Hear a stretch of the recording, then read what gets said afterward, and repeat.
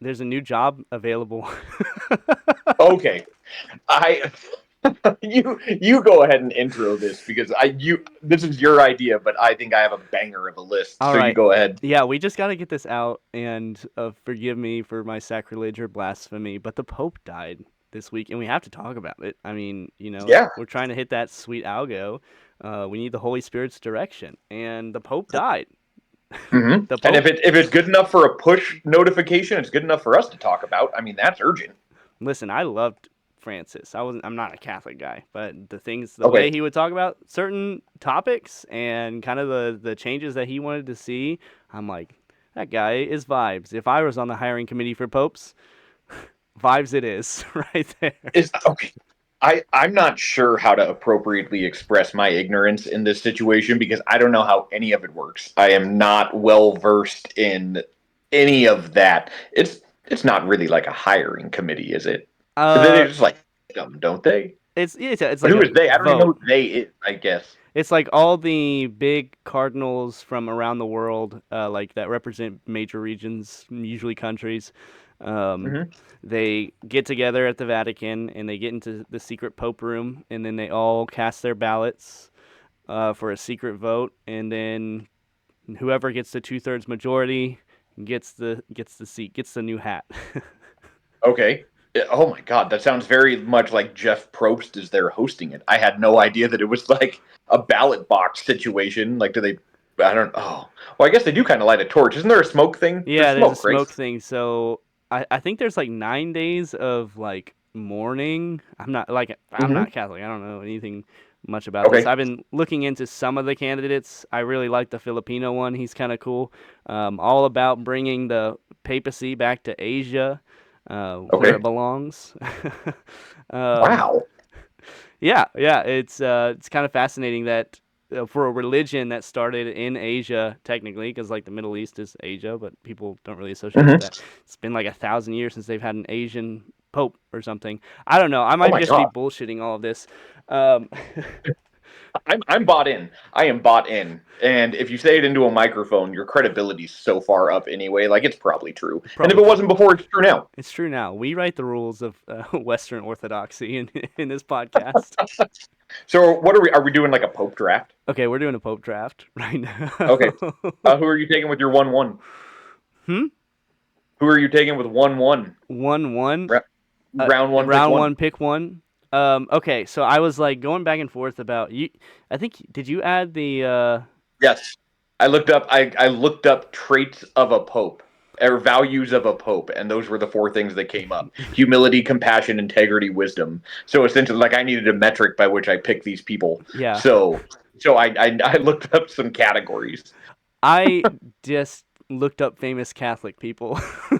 Oh, I didn't factor in Catholicism into my choices. Technically, it has to be that way, but we make Okay. the rules now, and whoever is on your list deserves to be there.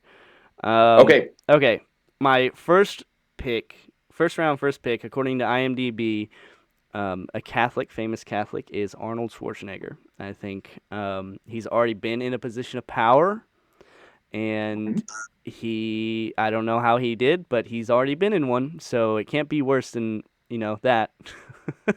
Right. No, I think he has a face for it. I think he brings a little bit of that C is for celebrity prestige to it. I think that's a valuable number one. I'm glad that you focused on actual Catholics because I just focused on the four traits and literally nothing else. So my first pick is my friend Carlos. We we bowled together, and he's really generous about letting me borrow his truck when I need it, and he'll help me move. But he also owns a ranch, and so I take my kids up there, and then we get to ride horseback for free. And he owns a roller coaster, and yeah, yeah, right. You see why it's a 1-1. And so Wow. Carlos, I think, really embodies the traits that any organization would want. Any organization will want Carlos to be the face of it, Yeah. including the Wednesday night bowling league at Centennial Lanes. Wow. But then again, it's going to take up his time and he's going to be Mm-hmm. away from you. He's going to have to go to Italy and, do Pope stuff. Right, right. But I mean, Carlos is pretty worldly. He's going to Antarctica.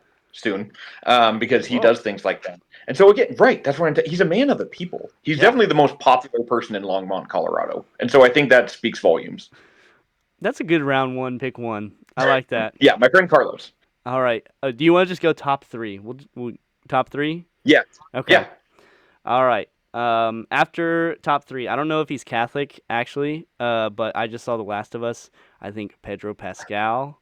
Oh my God, what a man! Okay. I would love So, to see him in a position of power. real quick, is The Last of Us a show I need to watch? Oh man, it's a game you need to play. It's a show you Okay. need to watch. It's a life you need to live. Okay, it's a culture. It's a culture. It's a whole thing. Okay. It came out with the zombie hype in the early aughts, um, Hmm. and it was like a PlayStation exclusive game. And basically, the plot is in 2000, I think 2003, there was a fungal outbreak that turned everyone into zombies, and this one guy, Joel, he lives and he finds this girl who's like immune to the thing, and it's their adventures together in Okay. the end of the world, and he's really good at it. I love everything about that. I'm so into all of that. Yeah, and I just love Pedro Pascal. I think he's such a wonderful man.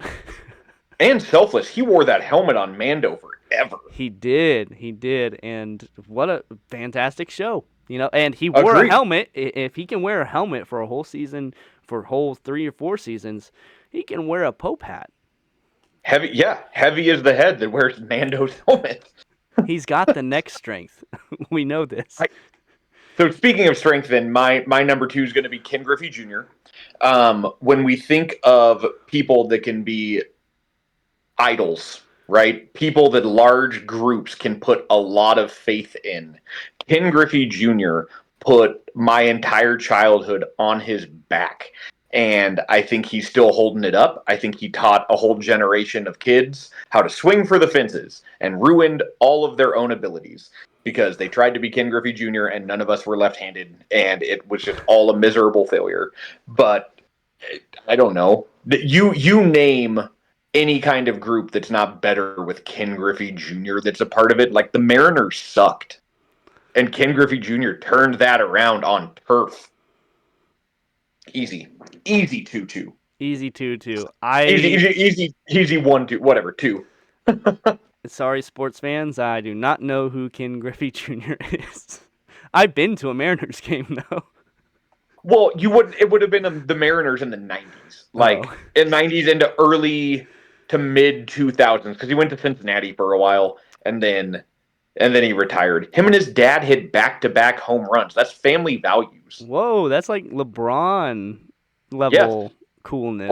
You think of LeBron and Bronny, but Ken Griffey Jr. and Ken Griffey Sr. did the exact same thing. That's They so hit cool. back-to-back home runs with the Mariners. They played together in the outfield. And he used to like screw with his dad, where like his dad would be calling for a pop fly and Griffey would just like run in front of him and take it. It was so great to watch. That's fantastic for Yeah, Ken Griffey 90s. Jr. highlights should be the focus of what you do as soon as this podcast is over. You will I lose your mind at how cool he was I and was is. I was gonna watch Speed Racer, but that might take the cake right there. The live action one? Yes. Why? I Is that watched any good? I didn't. I watched a video essay on why it is the most important movie of the 21st century. Isn't that like Emil Hirsch? Like, is that what that movie is? Who's Speed Racer? Oh, I don't know. Is it Emil Hirsch? If I Speed. pulled that one out, I'm amazing because I have never seen that movie and I don't know who Emil Hirsch is. But I feel like that's a thing I have in my brain. Tell me I'm right. Tell me I'm right. Uh, sorry. It's slowly gaining traction again. Um, stars Emil Hirsch. Wow. Wow, Mm-hmm. great job. Mm. I can't. Amazing. I couldn't tell you. I couldn't pick him out of the lineup. I don't know one thing he's done. I know We that know Emil one Hirsch is thing Speed he's Racer. done. Yes, I know. I know that, and I never seen it. I knew he did that. This is why I'm good at bar trivia. You know who directed it? Uh, no. The same directors of The Matrix. The Oh, really? Wachowskis. Yeah. Oh man. Is that not wild? just thinking I about think what Speed Racer was. it's like super CG. Okay, Yeah, okay, no, maybe. it's all CGI. It's all green screen. Well, not all. Mhm. And like this guy who was like analyzing it, I this is the things that I love to watch. He was like going into like the focal length that they were using for foreground and background, highlighting all of the different ways that the camera was moving through scenes and making it seamless. And like it was really a masterclass in using like filmography to tell the story, like the Okay. cinematic aspects to tell the story. It just wasn't. I mean, I might say that the CGI wasn't there. It hasn't really gotten any better. Um, Okay. and his argument was like it doesn't matter. It's taken from an anime and it Mhm. highlighted the things that make anime great. So sorry, totally off topic, but I watched No, this that's not whole off. video That's on not. I don't think that's Speed off Racer. topic at all. I Maybe. think it's funny because I don't know. Speaking of that exact thing, I saw a TikTok today that was the creators of South Park, and they were saying that their favorite part of Cartman is that he's really into photography and like that he always talks about like filmography and like the angles of things and uses like these super intense photography terms like all of the time, and that's just the thing that they love about him. So they try to work it in as much as they can. That's so So funny. he's probably a big Speed Racer fan too. He probably is, as we all should be. Back to the Pope Yep. because we gotta Yep. move through this We do. busy We do. schedule. We haven't even gotten to the C is for No. technically. Okay, my last pick, Catholic according to IMDb, Danny DeVito, hands down is my number one pick overall. Oh. I just think that people would tune in and they would want to hear him talk. I would want to tune in and hear him talk. And Danny DeVito is my final pick for Pope. Okay, Danny DeVito. See, I had so many options for my third one, and now I'm like I'm floundering around.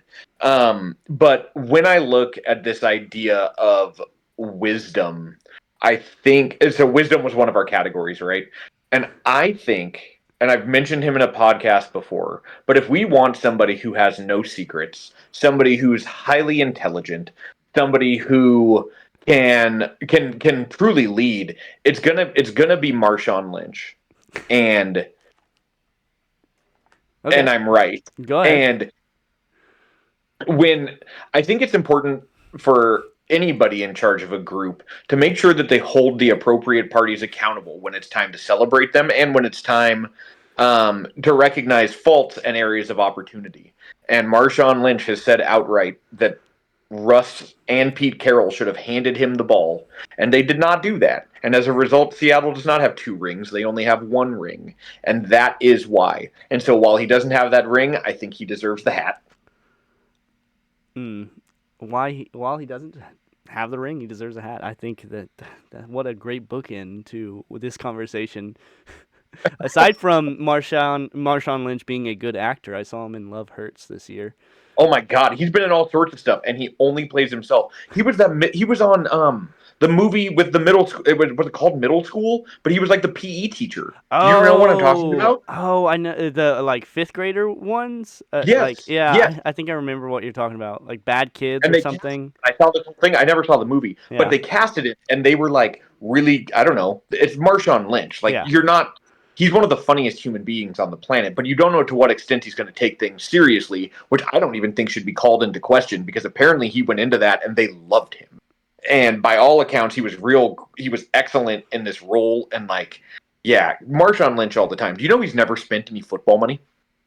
What does that mean? He's just It spent means that like he has never spent any of the money that he has made from his contracts in the NFL because all of the money that he spends and donates is from his endorsements.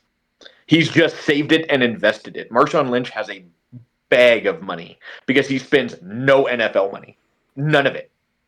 I don't know. That sounds like one of those things billionaires say where they're like, "I still drive my Honda Civic from 1987 and I eat Oh no, cans he of doesn't. beans." You don't remember? He was on so many commercials. He did so much and made so much money from like at the peak of his fame when he wouldn't talk to any sort of media at all.